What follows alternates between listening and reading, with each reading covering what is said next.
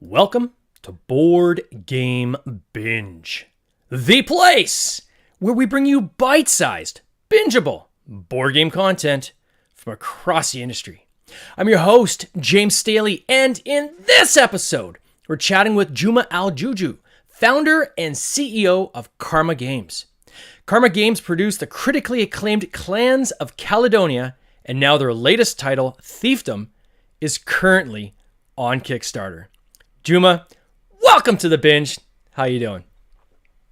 I'm doing fantastic. Thank you for having me. Oh, it's great having you on the binge. So we're actually on other sides of the planet right now. So where are you currently located? Maybe let our fans know. I'm based in Berlin, Germany. Wow. Now I was reading from your bio that you were born in Dubai, is it? And then your family kind of moved to Germany, or how did that all kind of happen? Yeah, exactly. I was born in Dubai, and also basically I grew up in the Arabian culture, so I didn't speak any German. I spoke English and Arabic. And then we moved to Germany when I was 5 years old, to Bavaria, to the south of Germany, which is very different. And yeah, since then I've been living in Germany, and for quite a while I'm now based in Berlin. Oh, in in the Berlin. So in the definitely northeast of Berlin. I think the weather and climate's a little bit different in Very Germany versus different, yes. Dubai. The culture as well. Oh yeah, big time. So then you went to school in Germany as well. So you've kind of lived most of your life there. And what did you Yeah. study in Germany? Oh, I did study a wild variety of things. I studied philosophy, French, economics in my bachelor degree, and then I worked as a consultant in IT, and then I did a master degree in innovation management and entrepreneurship and business administration. Like, yeah, And you ended up with a Master's of Science. I think I read after that too, right? exactly. Yeah. Yeah. Wow, that's crazy. So you're well educated, I would say. At least this is what I can pretend to while referring to those titles. So, and then in terms of from when you finished your schooling, did you go straight into board games from there? Or was there kind of an in-between step of working in IT, or kind of how did that transition work for you? Yeah, after my bachelor degree, I kind of felt like I need a break from university, so Yeah. I wanted to do something more practical and learn something on the job. And so I went into SAP consulting, IT consulting. Okay. Um, wasn't like 100% for me, but it was still a good experience. And like shortly after I started that, I felt the urge to study even more. And then I rolled out for a master degree, and then I was also very motivated because it was a very conscious choice. I didn't need to study the master degree. I could have just stayed in a well-paid consulting job, but instead, like, I went for the master degree, and yeah, I think for me it worked well to have this change in between. And have you been like board gaming your whole life? Is this something that's kind of been, Mm, part of you since you were a kid, or when did you get into the hobby? kind of. So for me, I'm mostly, I mean, I was always playing games. Yeah, as a kid, maybe not. I mean, back then there were not so many like modern games in what we nowadays would understand as modern games. Yeah. But I think like the one milestone was I entered chess club when I was around 7, Hmm. and I was quite into it. So I mean, I played a lot of chess, and I also played other stuff like that. I mean, another milestone I think was um Settlers of Catan Yeah. for sure. And I also loved El Grande in my childhood. So I basically played these games when they came out, when Mm. they were released. But I kind of liked regular opponents. No, not so many people around me were as fanatic about board games as I was. So definitely played more chess than other board games because, like in chess club, it's organized. People go there, so I played a lot more chess. And I think when I was like a teenager or like in my early 20s, I actually didn't play a lot of board games because like I moved to another city first to study, and then I don't know, I didn't have like people to play board games with, and I kind of forgot this hobby to a certain degree Yeah. and at some point I picked it up again, and yeah. That's cool. And then in terms, so and I learned chess when I was very, very young. My father taught me as well. I believe I was around 6 or 7 as well.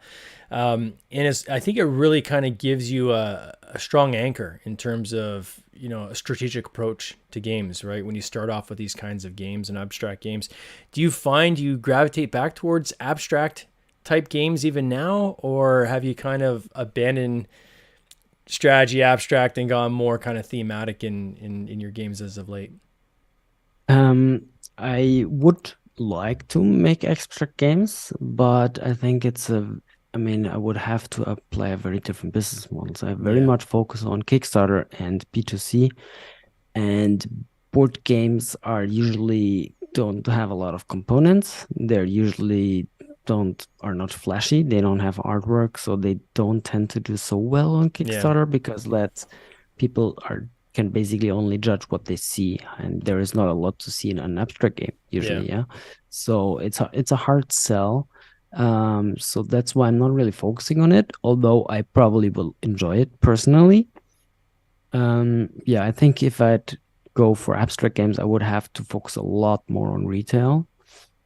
And yeah, It's tough, uh, right? I've got yeah, some colleagues, BS Games. They've got a game called Sonoma, and it is great. And it's a two-player abstract game. You're on this board, and you're moving these kind of D4 dice and so forth. It's a cool game, and it plays very well, easy to teach, and there's a lot of depth and strategy to your moves.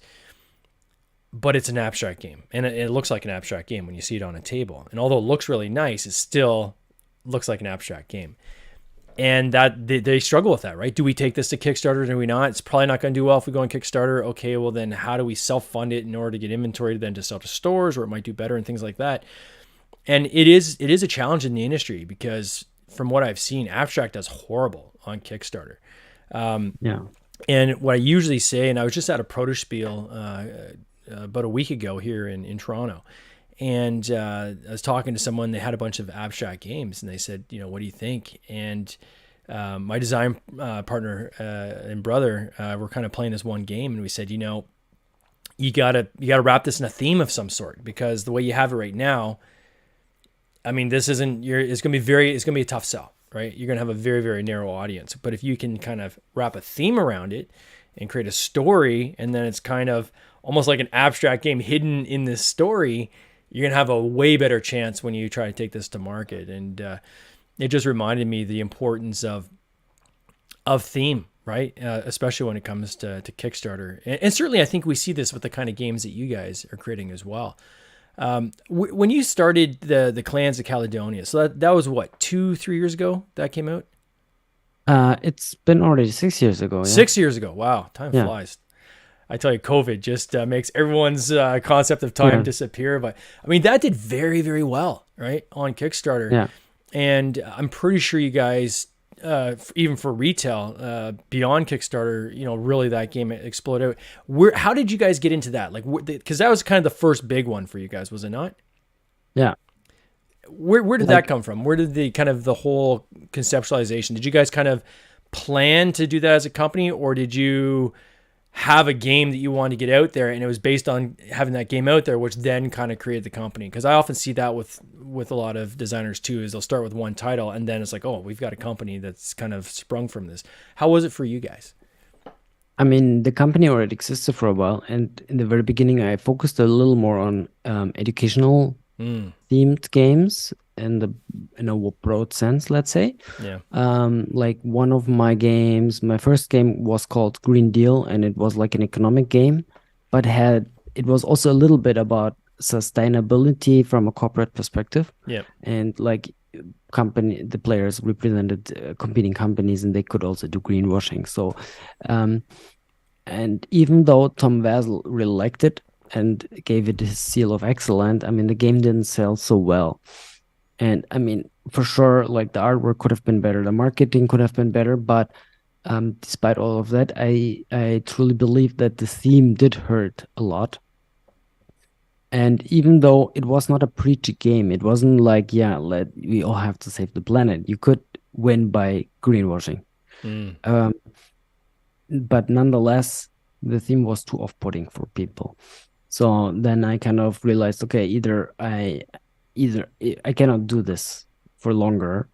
So either I change something, or I do something else for living, yeah. Hmm. And then I decided to, rather than like trying to come up with games that I think people should like, I focused more on what do people already like. And so basically in Clans, I focused on stuff that kind of worked, like a theme that kind of works, like mechanics that work. Hmm. And sure, there is like incremental innovation here and there. And the recombination of tried stuff is also novel in its own sense. Hmm. But I didn't try to reinvent the wheel or to do something like completely novel and groundbreaking. Um, yeah, and it worked out. That's very insightful. I think in this industry as a whole, you get rewarded for familiarity, and you get punished when you try to innovate too much, right? And I think we were saying with the increments, right? Do it if you're going to do changes, do it incrementally. And I've run into this with prior titles where people are like, "Well, I'm not really sure how to kind of position this game. Or I'm not really sure which kind of box this would fit into," and they're trying to explain it to other people. And if there's too many things in there that are things that you've kind of like made up mechanically, it kind of works against you because you have almost this resistance, right? Where people are like, well, I'm not really sure kind of what this is or how to describe it. And then it never comes across as smooth as saying, hey, this game is a combination of these three other games. If you like these three other games, you're going to love this game because it's got this, this, this, and this. And they've added this extra little pixie dust to kind of make it their own. And it's too bad because I think the industry benefits from these big changes, right? If you can get into kind of a new mechanic, that's going to then help the games that come after, right? Because each of these games and each generation we come with these board games are combinations and iterations of the games that came before with tweaks, right? And new thematic overlays and so forth. And as you kind of see this industry evolve, it's really exciting when you compare the games you see now versus the games that were here even 10 years ago, right? Yeah.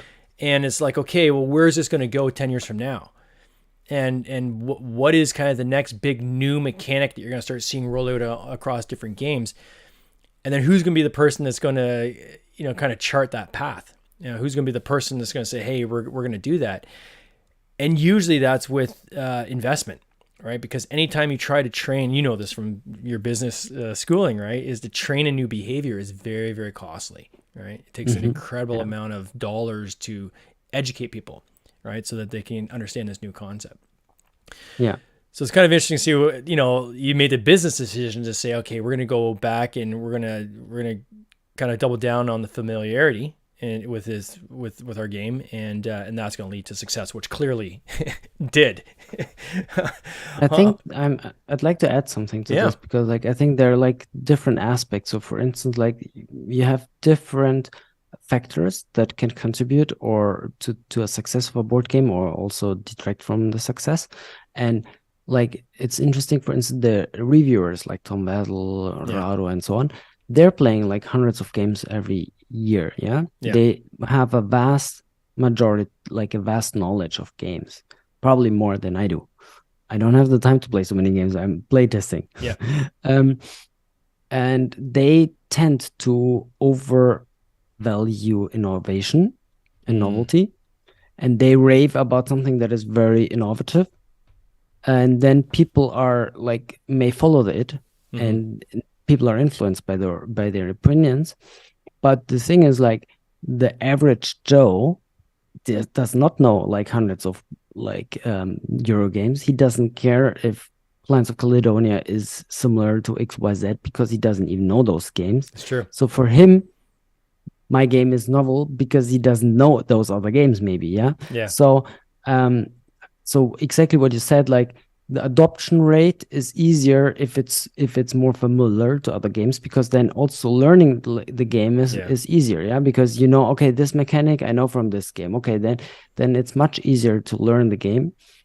But of course, novelty also helps because then you have a hook for the marketing. Like you can say, okay, this is the unique either mechanic or the unique material that we're using, and so that can also help. So it's like a real balance, and like you can do it wrong by being too unnovel and too basically familiar, but you can also overdo it by being so novel that it's too much for people, and maybe in the end it's all about fun. And I think game designers tend to focus too much on novelty, and I think for clients I really focused on the fun. Yeah, if I sometimes had like an idea and it was maybe really cool and very novel, but then I realized, is this adding really to more fun decisions? And often it didn't.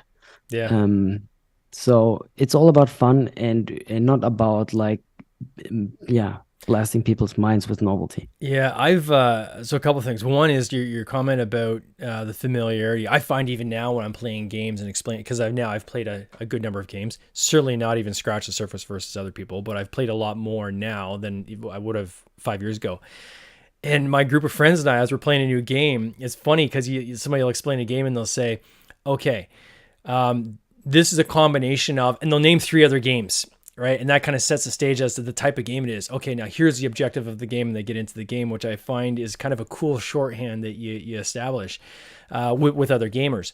What I would say is when I play test games now, I used to get into, okay, give me your feedback. What would you do differently? What did you like? What didn't you like? But now what I find, and I still do those kinds of questions, right? And we'll go deep on mechanics. But I always, before people start doing their feedback, I said, before you give me any of your feedback, I just want to know, was it fun? And that's a yes, no question, right? Yes, it was fun, or it was okay. If the answer isn't from everyone that it was fun, okay, I got to start there. There's something there that we got to fix to make sure that it's fun. We can go deep on mechanics, because when you get into mechanics, everybody's got an opinion, and depending on where they're coming from, whether they're a designer themselves or just a person who's played a lot of games, you're going to get a big mixed basket of feedback, and you got to kind of try to sort through that.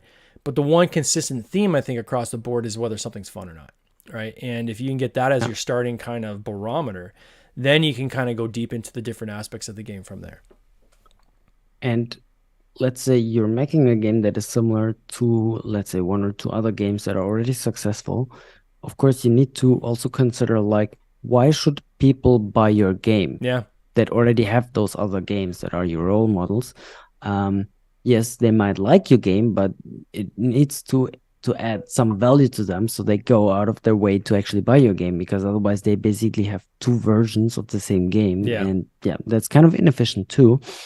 And I mean, it can even be a certain value that you're thinking, okay, my game scratches the same itch as this other game that is already successful, but with half the playtime, or with half the rules overload. Yeah. That could also be like the value of your game. Yeah. Or like a stronger thematic integration. Yeah. It doesn't need to be cooler mechanics. It can also be that the theme is just more present.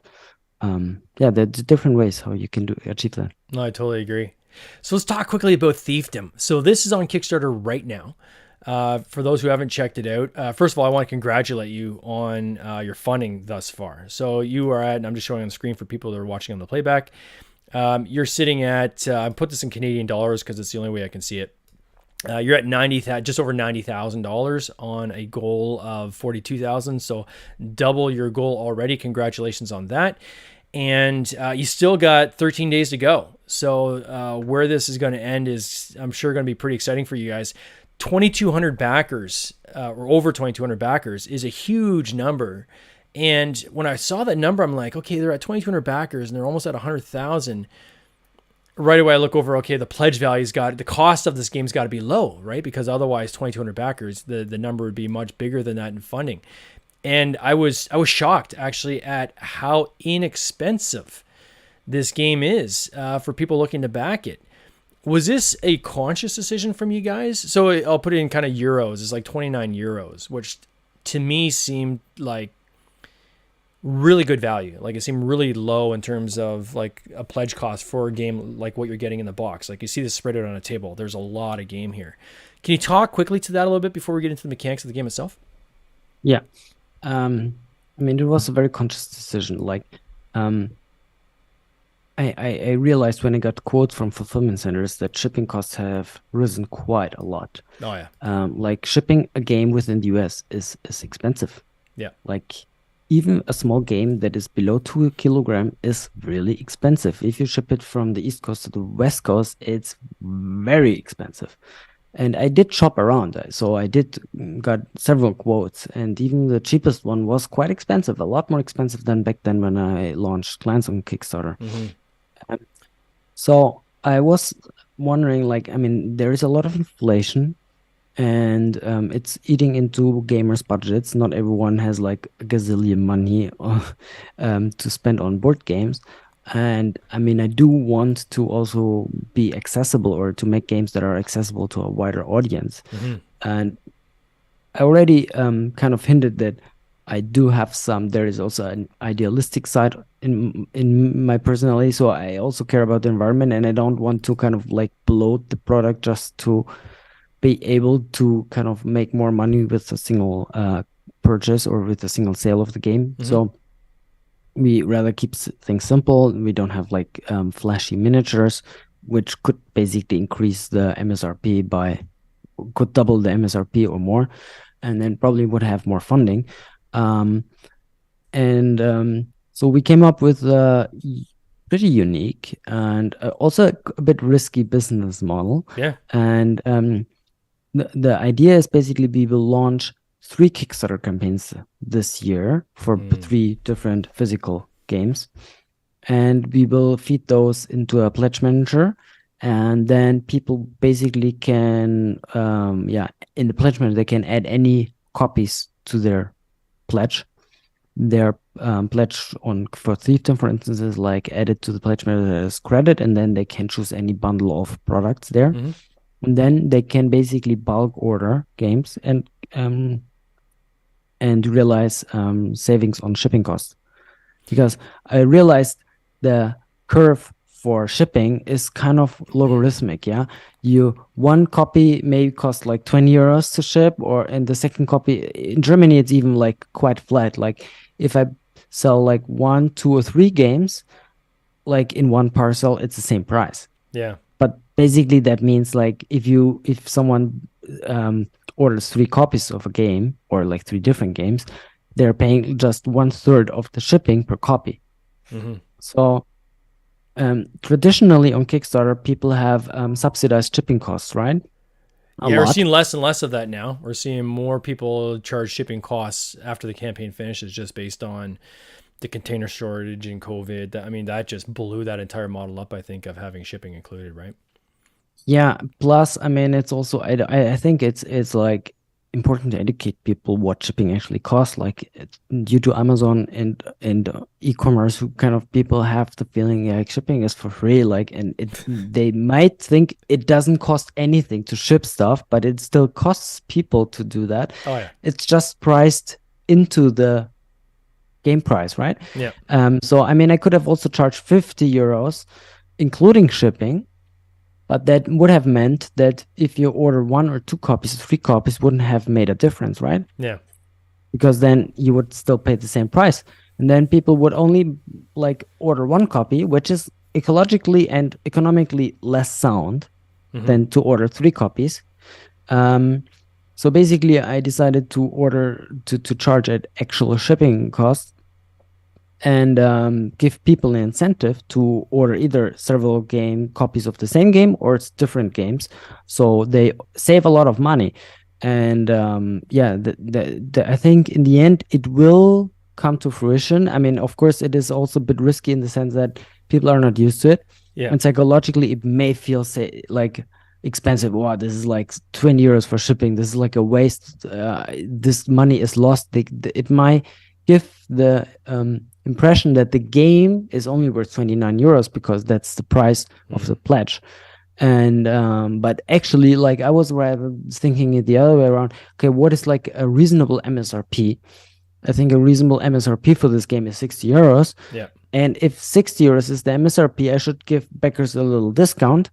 And so this is like the end price that I target. And if this is the end price, and I also consider VAT for EU and UK backers, Yeah. then the base game should cost XYZ 29, and with shipping, UK backers or German backers and US backers will pay roughly 50 euros, or in Germany a bit less, in the in UK a bit more.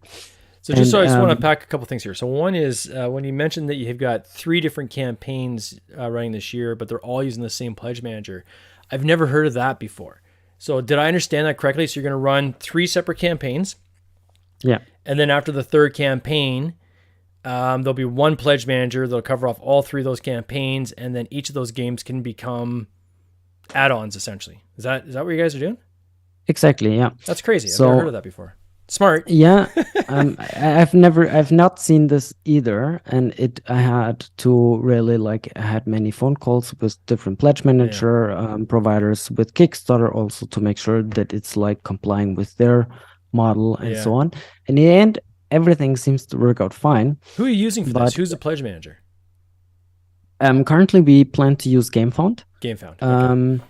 So basically it only works if we basically upload. I mean, what we can do is we will basically have, for each Kickstarter campaign, we have a spreadsheet from Kickstarter, right? Mm-hmm. And what we can do is we can aggregate the data from those spreadsheets and identify people who back several campaigns. Yeah. And then add those numbers up. Like if you back credits. both 2 campaigns, then we sum up your pledge basically. What exactly you pledge for doesn't matter, because we will only upload it as credit. That's And the difference in between the different pledge managers, right? So like a backer kit, for instance, it will start off with, okay, what did the person actually pledge? And then if there's leftover credits. In GameFound, it usually it's usually also the case, but I think, but there it's possible also to just upload it as credit. From my experience with GameFound, because I've used both, GameFound is, no matter what it ends up being, the ultimate, what they end up doing was they just put it in as a credit, as a dollar value. And then you have to re-add your pledge. So in a case like that, this would work very well for what you guys are trying to do, right? Yeah. And the advantage is multifold. I mean, first of all, people can realize shipping cost savings. And secondly, marketing wise, it's also pretty good, because people who are already convinced, and for one game, even if they miss the other Kickstarter campaigns, they will be exposed to those other games in the pledge manager. So and they will see the savings. They can basically add other games copies to their pledge and see how the shipping price will look like. And then they realize, okay, the shipping cost doesn't really increase when I add another copy, and then it will basically incentivize people to bulk order. And I might not make so much money per gamer or in this campaign, but in the very long run, I think the money I will make per gamer will be quite high, because on aggregate. Yeah, so that's basically the idea. So walk us through Thiefdom. So I'm going to share the screen here for people who are watching. Explain this game, kind of what's the core objective of it, and then kind of can you give kind of a top level overview of what this game is about and how people play? Yeah. So the game is for 1 to 4 players, and it's very competitive. It's set in a medieval town called Bacharach.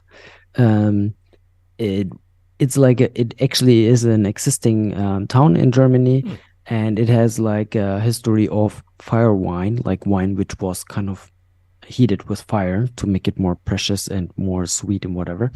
And in this medieval town, we are leading thief guilds who compete with each other to become the most glorious thief guild.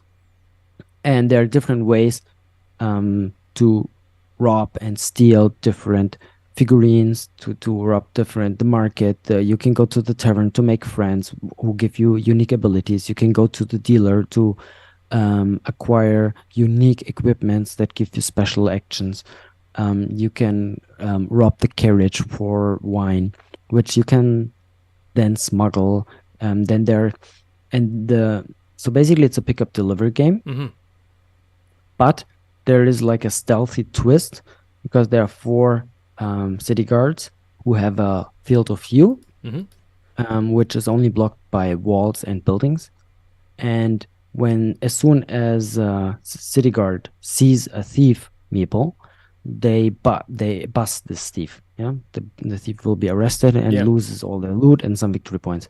And there are 4 of those city guards, and they're controlled by the players. Mm-hmm. So basically, the players can try to move those city guards in a way that hinders the movement of other players, but is actually not hindering themselves. And then you So control you can- three thieves yourself, right? So you have 3 of your own thieves, then plus you have the ability Exactly. to impact these guards. That's cool. That's why the game has quite a lot of strategic depth and a lot of it's very dynamic and very interactive. Yeah, your thieves, they can also like work as a team basically. So this gives it also like a bit of a heist feeling. Yeah, they can give each other loot. So like one person may be better at running, so you give the one thief gives the other person like loot so they can run faster and bring it to the dealer or whatever. And yeah, that's pretty fun. And then you And have these another- 8 boards, which are reversible. So you have like how many combinations of this map can you have based on the boards? I didn't count it, but it's like endless. It's huge. I mean, they're double-sided, the boards, and you can also rotate them. So like, yeah, it's huge. And since it's a pickup delivery game, you can imagine it's a bit like Istanbul, where the layout is modular. Yep. But in this game, it's even like more modular because you can rotate the boards, and that makes a difference. Yeah. They're also double-sided, and this side is also different, so that makes a lot of difference. Yeah. And another key mechanic in the game is like at the beginning of an action round, every player has 4 planning markers. 1 planning marker for each of their thieves, and 1 planning marker for the neutral pieces like the city guards and the noble and the carriage.